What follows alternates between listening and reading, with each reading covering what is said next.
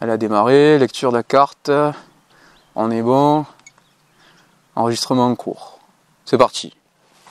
Voilà, tout tourne, on est filmé. Ça filme. Ça filme, il n'y a pas de stress. Après, c'est tout au montage, là on n'est pas en direct. Il y a un point S. On peut mettre et enlever ce qu'on veut. Tu as pas fait un live, merde. Non, il n'y a pas de live encore sur la chaîne. Live termine à force, action. Voilà. Bon, ben je te laisse gérer. Donc toi, ton idée, c'est de te déplacer. Hein. Si c'est pour rester statique, ça ne sera pas la peine. Hein. Tu sais l'idée. Hein. Voilà, tu bouges. Et essaye toujours de faire le fichier le plus long. Si ça bloque, tu relances un fichier. Comme moi, j'ai pas à me faire chier à resynchroniser 50 millions de morceaux. Là. Ah ouais, quand tu fais plein de fichiers pour sécuriser, c'est la merde. Après. Pour synchroniser le son. C'est bordel. Donc non. Qu'est-ce qui te prend, toi, de ma force? Oh Seigneur, la Super Duke 2.0. Oh, merci, merci, oh, merci pour cette putain de bécane.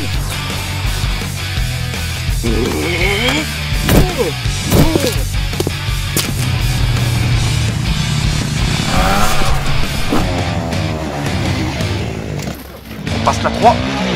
On descend au maximal là. Oh putain. Ah bah d'abord envie de chier sans fait dire des conneries, bordel.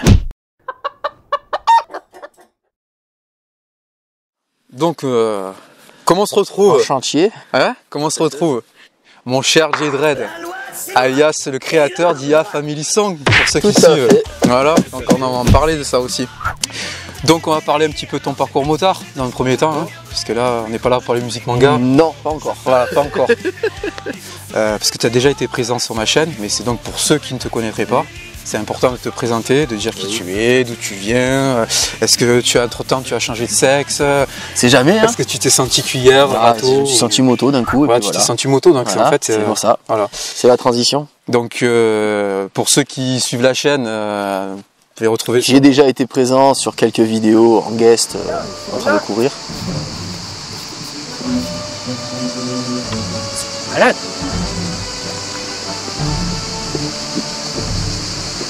C'était malade. C'était malade.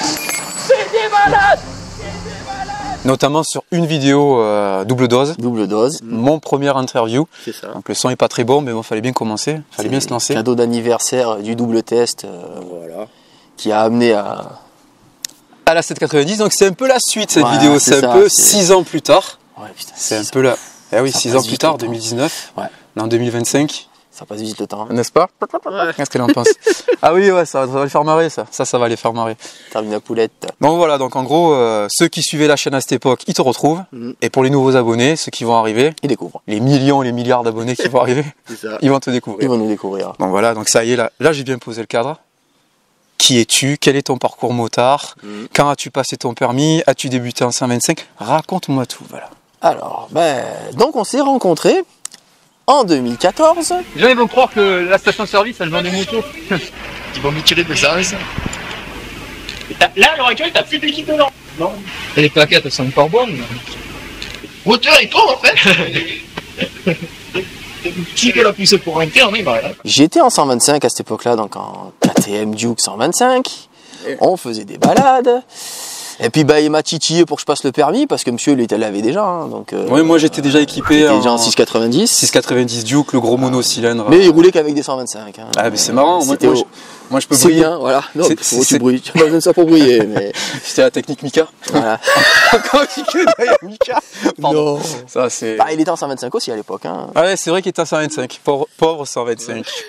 2015, j'ai passé mon permis et j'ai eu donc en première moto la fameuse R3 qui est sur la chaîne. Voilà, donc on peut retrouver encore une vieille vidéo. C'est bien, on place toutes les vieilles vidéos. Ceux qui ont envie de se faire un peu des archives. Voir un petit peu ce que c'est, la petite R3, comment on commence. C'est des vidéos dans leur jus, hein. C'est d'époque, voilà, c'est la nostalgie, c'est les souvenirs. C'est pas du niveau actuel, mais ça se regarde. Non, c'est marrant, c'est des bons souvenirs. Il y a de belles images, Kino Panorama. Voilà, Kino Panorama, c'est ça. Voilà. 360 degrés. La référence au vieux quadragénaire. Référence inconnue pour ceux qui connaissent. Voilà. Donc, j'ai eu la R3 qui me suffisait largement. Voilà, ça envoie. Ça envoie. Comme tu avais fait à l'époque. C'est ça, ça envoie et tout. Non, c'est franchement. C'est ça. C'était la folie. 3 mois. Voilà, 3 mois. Et puis, il m'a dit, tu devrais essayer. C'était la MT-07. Ouais. J'ai essayé la MT-07. Et quelques jours après, j'ai commandé l'XSR, parce que bon, la MT, j'aimais pas trop le physique de la MT me plaisait pas, l'optique de phare, je la trouvais très très moche, donc et j'ai craqué sur l'XSR, et donc je suis parti sur une XSR. La MT-07 Néo Rétro. Voilà. Alors, ça fait mal. ah, ça fait mal. la facture, ça fait mal. Ah, ben, une drôle de gueule, cette R3, dis-moi. Ouais, c'est une modification technique. J'ai changé le moteur. Ouais, c'est bizarre, hein.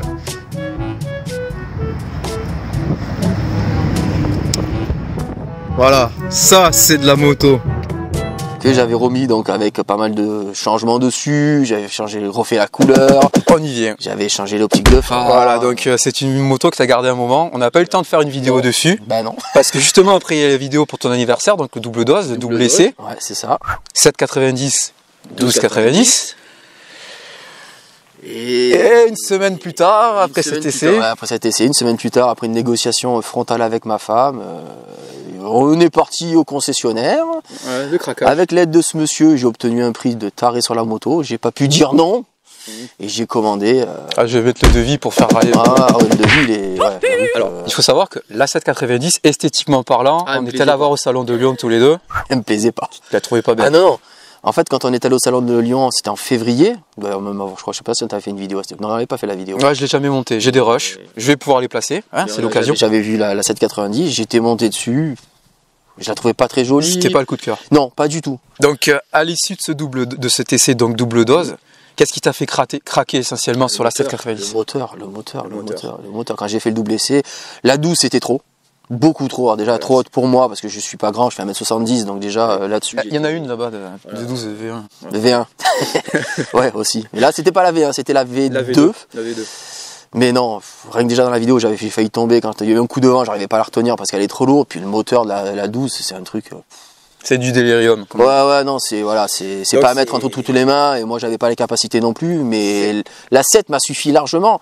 Je me suis éclaté, franchement pendant cet essai, je me suis éclaté au point. Ah, il est excellent le moteur de la 790, ce petit bicylindre en ligne, il est vachement teigneux. 105 chevaux, franchement. Non seulement 105 chevaux, mais en plus il prend des tours jusqu'au rupteur sans faiblir. Ouais, c'est ça. Tu te rends même pas compte que tu arrives au rupteur, donc si tu la connais pas parfaitement la moto, t'as tendance à te faire des. Ça pousse, c'est teigneux, c'est une petite guêpe. Non, ce moteur il est franchement facile, il est franchement agressif dans son accélération. Agressif, dynamique, jouissif, teigneux, il est tout ce que tu veux. Oh, on rétrograde, fils. Allez, on relâche pas les gaz, on accélère. Wouh, jusqu'au rupteur. Putain, j'ai fait un rupteur. Ça, je vous l'ai dit, ça, elle monte vite jusqu'au rupteur, cette moto. Elle coupe d'un coup. Elle est franche, je sais pas comment expliquer ça. Ça prend ses tours sans s'arrêter, et puis du coup, bon, ça coupe. Il n'y a pas l'impression qu'elle arrive en bout de course. Donc on s'en rend pas compte. Il faut vraiment la connaître pour se rendre compte qu'elle va pas tarder à rupter, tu vois. Si tu la connais pas, vu que la manière dont elle accélère, t'as l'impression que tu es en mi-régime. Qu'elle va encore prendre des tours. La partie cycle aussi, t'avais plus ce côté, tu passes des XSR plus coulant, un truc plus agressif. C'était plus sportif.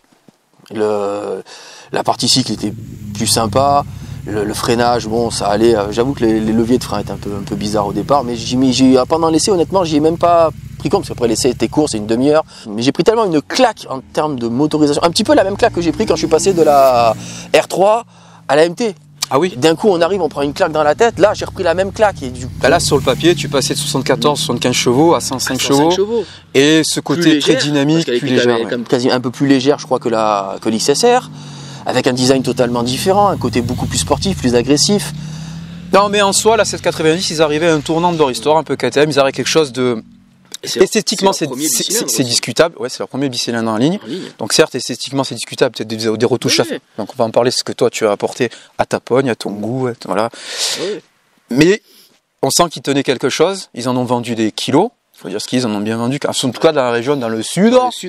Ils en vendent, hein. On en croise toujours. Hein. Ouais, là tu te dis, mais tu viens dans le sud, tu te dis, mais comment ça se fait qu'ils sont en faillite quasi? Oui, c'est ça, c'est pourquoi ils sont pas numéro 1, je comprends pas. Ouais, c'est ça. Au final, on croise presque plus de KTM que de Yamaha dans le sud. Ah non, on en croise beaucoup des Déjà, KTM. rien que de la marque KTM, sans compter les modèles, mais de la marque KTM, dans un groupe de motos, il y a minimum 2 à 3 KTM. Ouais, c'est clair. Et c'est la moto donc tu auras possédé le plus longtemps? Le plus longtemps. Pas celle avec laquelle j'ai fait le plus de bornes, parce que c'est quand même l'XSR où j'ai fait presque 18 000. Et effectivement, là tu as combien? Là, je dois être à 15 000. 15 000 et l'XSR, tu l'as vendu à? 18 000 et quelques, presque 19 000. On s'en rapproche, mais l'XSR c'était en 2 ans. 2 ans et demi l'XSR. Là, on est sur du 6 ans. Ouais, j'ai pas trop roulé avec. En fait, il m'a fallu du temps pour arriver à trouver l'esthétique que je voulais y mettre pour avoir vraiment le coup de cœur esthétique que je cherchais sur la moto. D'accord. En termes de temps aussi, il fallait On va parler de ça, on l'a sous les yeux, donc on va pouvoir l'éplucher comme une petite mandarine, c'est orange, hein, C'est orange, le KTM. Donc on va parler de chaque élément que tu as rajouté, comment, les péripéties, parce qu'il y a des péripéties, Oui, il nous arrive toujours des choses. les petites poulettes, les petites cocottes, c'est ce qui est arrivé, des trucs qui ont amené à. La première péripétie, donc tu as fait ton rodage avec les Maxxis, avec la moto d'origine, les options que tu as sorties concessionnaire et le devis que je vous mets, le fameux devis, de folie, toute option.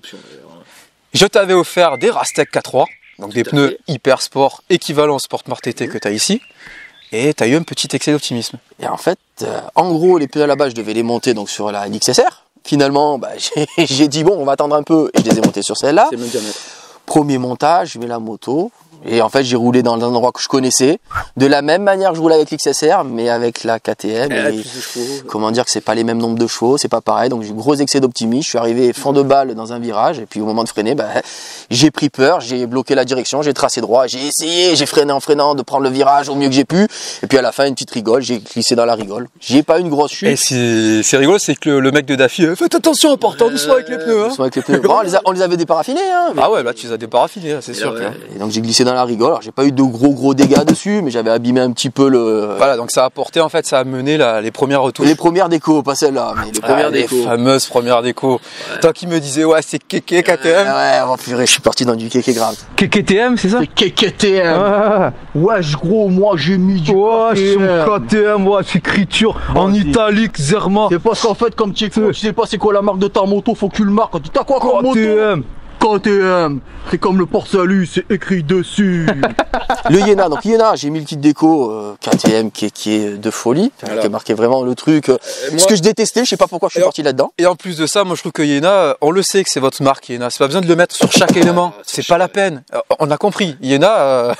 Ah, c'est sur chaque élément de la pièce, c'est marqué Iéna. On peut pas, et en plus on peut pas l'enlever parce que le kit on peut le personnaliser un peu, on choisit les couleurs un petit peu, on peut pas l'enlever. En plus le kit est tellement bien découpé qu'il a fallu que je le redécoupe. Donc j'avais mis ça un certain temps, puis le kit il a commencé à se décoller et ça m'a gonflé, donc je suis parti en full noir. Ouais. Mais full noir, c'est moi j'aime les touches d'orange. Et en discutant, j'ai dit putain j'aimerais bien mettre des petits airs KTM dessus et tout. Et comme il changeait son kit déco à ce moment-là, qu'il avait recommandé un d'origine, il m'a dit mais j'ai les airs de la boucle arrière. Puis je trouvais ça que d'un coup je me dis ça fait joli. Alors j'ai juste gardé de Iéna le devant parce que je trouvais que c'était quand même joli avec donc j'avais mis mon pseudo G-Dread dessus et 666, un petit clin d'œil à la plaque. Ouais, c'est parce que l'XSR j'étais immatriculé 666 et je trouvais ça fun d'avoir une immatriculation 666. Donc un petit clin d'œil je l'avais gardé sur le Iéna pour un petit clin d'œil à mon XSR et que j'ai combiné avec les tank pads résine c'est résine bike. Tank Pack 3D, donc c'est un peu molletonné que j'aimais bien parce que justement ça apportait une touche.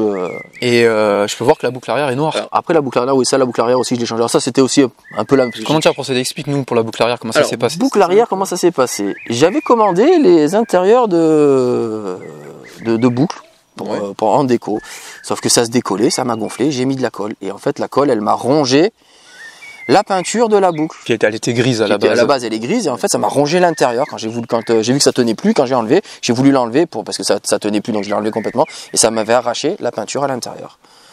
Donc j'ai été dégoûté, comme vous pouvez vous en douter. Je trouve une solution et puis je me suis dit, écoute, quitte à refaire peindre, autant le passer en noir. Et donc au final, c'est que des gaffes qui ont amené à ça en fait. C'est ça, c'est la moto de Gaston, la gaffe.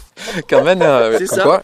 Et c'est bien parce que tu te dis, j'ai foiré quelque chose, il m'est arrivé un truc, je peux pas revenir à l'origine, il faut que ce soit un mal pour un bien. Tant qu'à faire, autant faire quelque chose qui me plaise. C'est ma philosophie aussi. Je me dis voilà, tant qu'à faire, quitte à mettre à la main au portefeuille. Donc j'ai commencé par faire une peinture par un carrossier. Sauf que la peinture n'a pas tenu du tout, parce que la peinture qu'ils mettent d'origine, même en la ponçant, apparemment, il doit y avoir des produits dedans, il n'arrivait pas à la faire tenir. Pourtant c'est un carrossier qui est de longue année, de longue date et qui m'a déjà fait plusieurs pièces sur la voiture. J'ai jamais été embêté. Là, il m'a dit, je sais pas, il me dit la peinture, il a passé 3 couches, ça s'est caillé. Donc il m'a pas fait payer. Il m'a dit, tu sais quoi, amène-la faire un sablage et tu mets une peinture à l'époxy. Donc j'ai trouvé, j'ai repris mes pièces, je suis allé voir. Donc c'est une peinture à l'époxy, c'est une peinture spécifique. Voilà. Après là, je vois un petit échappement Léo Vinci. Voilà, Léo Vinci. Et d'où il vient celui-là encore? Cadeau d'anniversaire. Putain, mais et il m'équipe, hein. Il est homo ce mec, c'est pas possible. Il te fait des cadeaux. Hein. Non, franchement, avec la flaque en carbone. Voilà. Donc, on va le dire, il vient de chez AliExpress. Il vient de chez AliExpress. Et franchement, si tu le dis pas. Non, la qualité elle est excellente. Le pot même à chaud, c'est-à-dire que le moteur chaud, on peut sans coller, je veux dire, mais on peut toucher faut pas toucher les rivets forcément, mais si on touche, mettons là où il écrit Léo Vinci sous le noir, on se brûle pas la main. Les doigts restent pas collés. J'avais bien cherché, il est de bonne facture, très bonne. Si je compare, mettons, au X-Race que j'avais sur l'XSR, le X-Race, quand il était chaud, tu posais pas un doigt, sinon tu perdais les mains. Là, honnêtement, tu peux toucher sans perdre la main, donc ça veut dire qu'il évacue bien la chaleur. En termes sonores, ça change pas grand-chose, si tu restes dans les normes, Après, sachant que d'origine, il était sympa le son. Le pot d'origine est très très moche, mais par contre, le son était exceptionnel.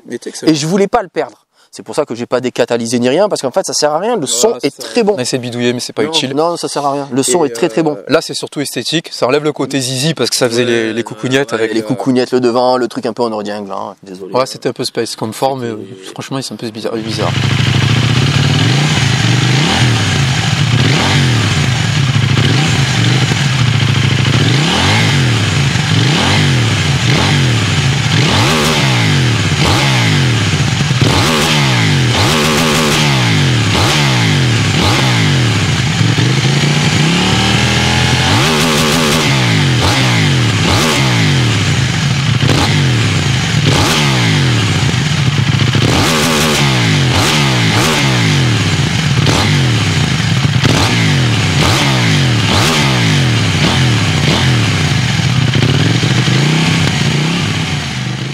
Donc on a parlé du pot, du coup je vois les Sportmart TT. Alors Sportmart TT, qu'est-ce que t'en penses?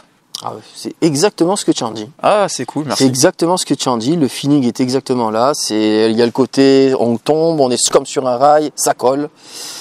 Quand il pleut, forcément c'est un peu moins bon. Quand il commence à être usé comme là, forcément aussi c'est un petit en descente, ce qui est normal, le pneu est en fin de vie. Si je compare aux Rastec qui sont quasiment au même prix, à 10 € près ou à 15 € près, Rastec j'ai fait un jeu entier. Là je suis à l'avant. J'ai un avant, je suis à mon deuxième arrière. Et là, je vais changer le train entier. Le seul inconvénient, c'est comme l'avant, il dure très longtemps, parce qu'il dure 2 arrières, il a tendance, en fonction de ta conduite, il a tendance un petit peu à se déformer. Donc tu vas sentir un petit peu l'usure. Mais le grip est toujours là. C'est en termes de feeling que ça devient un petit peu plus dérangeant. Vers la fin. Vers la fin, là, il a 10 000 le machin presque. Il me semble, il est pas loin, à l'avant. Il doit être à 11 000. Ah ouais.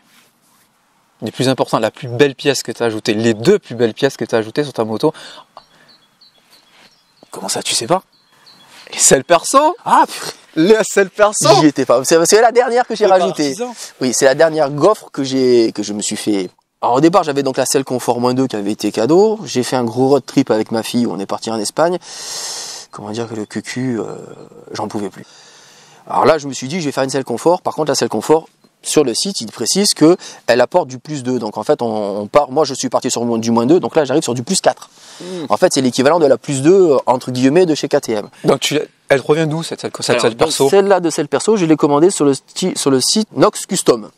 Voilà, Nox Custom. C'est fait par un artisan. Donc c'est fait par un artisan. Donc on envoie la selle d'origine. Donc moi j'ai envoyé, forcément j'ai pas envoyé la selle confort. Hein. J'ai envoyé la selle d'origine avec la selle arrière. Donc en fait sur le site on peut tout personnaliser. C'est ça qui est bien. C'est qu'en fait il y a un programme. Il y a la selle dessinée et on peut choisir tout.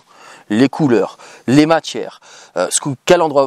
En fait partout où il y a les coutures, chacune de ces parties-là peut être personnalisée. Alors le confort, il y est, mais alors large, honnêtement. Ouais, ça apporte, oui. Ouais. Au niveau de l'épaisseur, de la conduite, on est un petit peu plus haut. Je trouve ça très agréable. Je trouve que la selle, ce qui est bien, c'est que d'avant en arrière, elle glisse pas. Alors moi, la façon dont je l'ai faite, après, selon où vous mettez l'antidérapant, ça peut jouer. Moi, je l'ai mis exprès à des endroits pour que d'avant en arrière, ça glisse pas. Mais par contre, quand je veux me mettre sur le côté, je puisse glisser plus facilement pour me mettre en position et pour descendre de la moto. Pour sauter les chasses. Après, j'ai changé mon feu arrière parce que Ah, c'est pas mal ça. Tu as fait une petite personnalisation au niveau du feu arrière. C'est rigolo ça. j'en ai fait une. Je dois être à la 5e. Comment ça? Bah, le feu arrière, j'ai dû le changer 5 fois parce que j'arrivais pas à trouver quelque chose qui me plaisait. Donc moi, tant que ça me plaît pas, je change. Hein, j'essaye. Et t'as une LED qui est claire en dessous. Alors, là. ça, je l'ai repris. Bah, j'ai repris le même concept en fait que j'avais fait sur l'XSR. Je vous présente donc le Neko Arcadia, toujours fidèle au poste. Viens nous filmer un petit peu l'éclairage là sur le côté là. Hein? T'as vu un peu cette bandelette de folie? Ouais, comme ça, quand on freine, ça éclaire le dessous de la moto. C'est le côté Lao Master. C'est ça. C'est le côté Je J-Dread. m'appelle pas Low Master pour rien. Hein. C'est ça. Alors c'est celle. Là au moins tu as les petites fesses. Non, là, franchement, la qualité, elle est extraordinaire. Prends sonner tes petites fesses. Hein. Non, la qualité, elle est extraordinaire. Non, la qualité franchement la est finition de la redoutable. surpiqûre, La qualité est redoutable. C'est ces touches de Vous carbone. pouvez y aller les yeux fermés. Honnêtement, vous pouvez y aller les yeux fermés. Qu'est-ce qu'il y a d'autre? Qu'est-ce qu'on peut voir? Après, qu'est-ce que j'ai changé? Les leviers de frein, donc ça, c'est ce que j'ai eu directement en concesse, c'est la première chose. Par contre, il n'avait pas les deux en même temps. Donc, j'ai eu d'abord le levier d'embrayage et ensuite le levier de frein. Et c'est là où j'ai commencé à dire il y a un problème. Il y avait une espèce de zone morte, et beaucoup le diront. Alors je ne sais pas si c'est sur les nouveaux modèles, ça s'est réitéré, mais sur les modèles 2019, il y avait énormément de commentaires là-dessus. Elle a été critiquée pour son freinage et au final ça vient de ça. Il y avait vraiment quand on freinait, il y avait vraiment une grosse zone morte. On avait l'impression que ça freinait pas, puis d'un coup ça freinait, c'était vraiment bizarre. Et moi, on essaie de s'y habituer un peu, mais le feeling était vraiment chelou. Et quand il a reçu les nouveaux leviers, il me les a installés et ça a tout rectifié. Ah oui, Le freinage, c'était devenu le jour et la nuit. Le levier, la manière dont il appuie sur le piston dans le mètre-cylindre, ça change tout. Ah oui, c'était ça. Moi, ça a été le jour et la nuit. Je lui ai dit, dès que je les ai montés, que j'ai fait ma première balade, je lui ai dit, purée, mais le freinage, c'est plus le même. C'est bizarre qu'un levier, ça change le freinage à ce point. Attends, je vais me permettre encore de faire un clin d'œil à Mika. Puisque Mika le dit aussi dans sa vidéo là, de la BMW S1000RR. Il faut lui lécher le cul un peu à Mika. Hein. Il aime ça. Non, mais c'est vrai qu'il en parle. Donc ouais, ça change. C'est très important. Donc les leviers AliExpress ou quoi, qui sont pas très bien usinés pour la plupart, méfie, c'est jour et la nuit. Surtout pour du radial. Oui, là on est en radial, on n'est pas en longitudinal. Parce qu'autant sur l'XSR, j'avais mis des leviers oui, c'est du AliExpress. Qu'est-ce que c'est radial et longitudinal? Donc radial, le piston, il appuie comme ça. Longitudinal, il appuie comme ça. C'est tout simple. Oui. Voilà, c'est la seule différence. Et le radial, c'est plus précis, c'est plus subtil, il y a un meilleur feeling normalement, il y a plus de puissance aussi au freinage. Mais d'où le fait d'avoir des bons leviers. C'est là où je me suis dit, 150 € le levier, j'avoue que ça fait mal. Ouais, c'est KTM. Hein. Voilà, donc pour que je dise du mal du KTM, parce que pro KTM, j'étais comme l'éducatiste. Je décolle pas d'une marque, c'est comme une moule collée à son rocher. Bon, que je vienne en avoir marre de KTM et que j'en dise du mal. Ouais, c'est qu'ils abusent. Voilà, justement, on va aborder le côté abus. Tu as eu des petits soucis sur ta moto, raconte-nous un petit peu les problèmes, les dysfonctionnements. J'ai eu comme tout le monde la micro-fuite. Ah, micro-fuite, alors petite astuce que je vais donner comme ça, c'est moi qui te l'ai partagé. Plutôt que d'aller en garantie, de perdre du temps, de bloquer votre moto, etc. C'est un classique que les moteurs suintent, hein, c'est pas un truc extraordinairement grave. Eux, ils vont vous changer le joint. Mettez de l'additif pour le stop fuite. C'est le même que pour les bagnoles. Ça altère pas l'huile pour le niveau de l'embrayage. Et ça règle vraiment le problème. Et pas besoin d'aller en garantie. Vous faites votre vidange, ajout d'additif, efficace, quasi instantanément. Ça ne suintera plus. C'est cadeau, tu en fais ce que tu veux. Mais honnêtement, ouais, ça a été très efficace. Après, qu'est-ce que j'ai eu? J'ai eu, comme tout le monde, le compteur.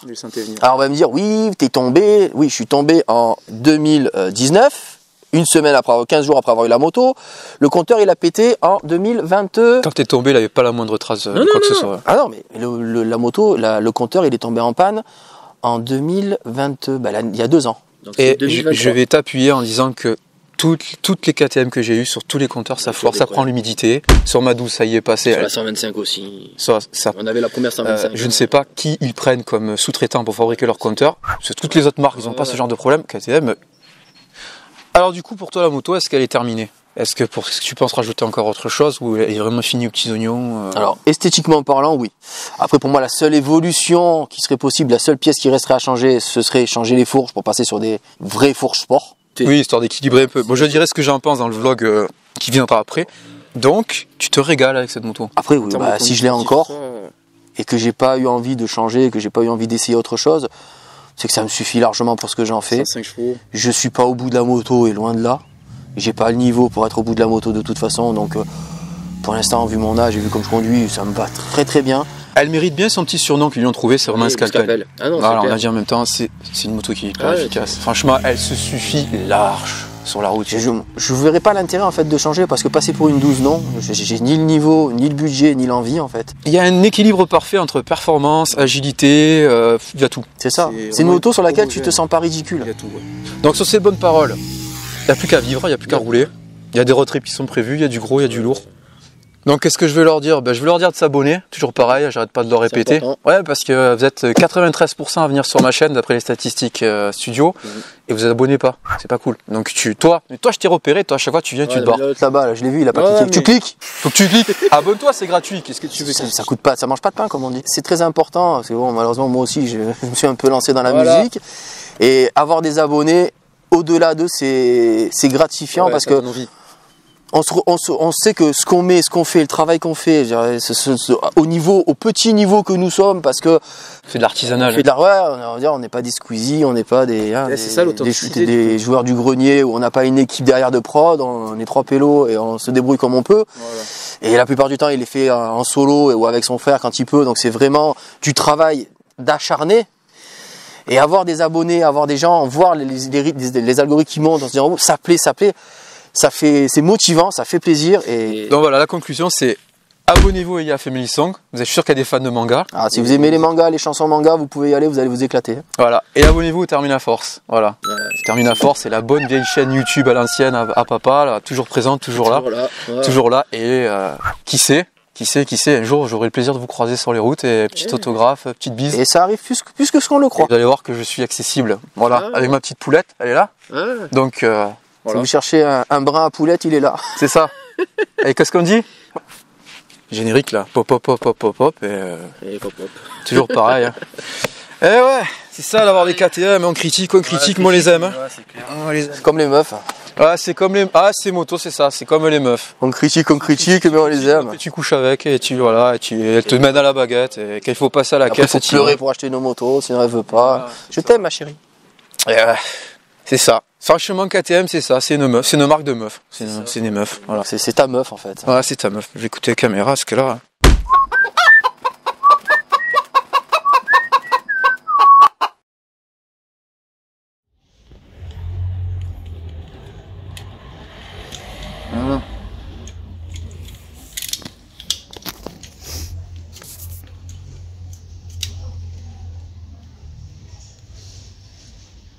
Voilà. Tout beau. À chaque fois qu'on fait une balade, ça finit toujours en couille. Toujours une merde. Toujours une merde. Allez, pipile. Passe, ne coupe pas, que je te vois même pas toi. Toujours une merde utilisée. Chaque fois. Voilà. Chaque fois, il y a une merde. Tu te rappelles la vidéo des pipiles? Ouais, c'est ça. Allez, dedans, maintenant c'est le pneu. Voilà. J'y ramène la moto après l'avoir essayé pour la vidéo. Et voilà ce qui nous arrive. Ça, c'est une bonne scène post-crédit, qu'est-ce que t'en penses? Ça, c'est la scène post-crédit, les gars. Hein? Voilà. Et abonnez-vous. La moto, il me met un clou dedans, tout ça pour que je me tombe. C'est ça. Abonnez-vous à IA Family Song pour les passionnés de manga. Et abonnez-vous à Termina Force pour les passionnés de moto. Partout, les gars. Moto et manga, il y a les deux. Hein. Ça va jusqu'au bout là. Allez, on est bien là. Ciao.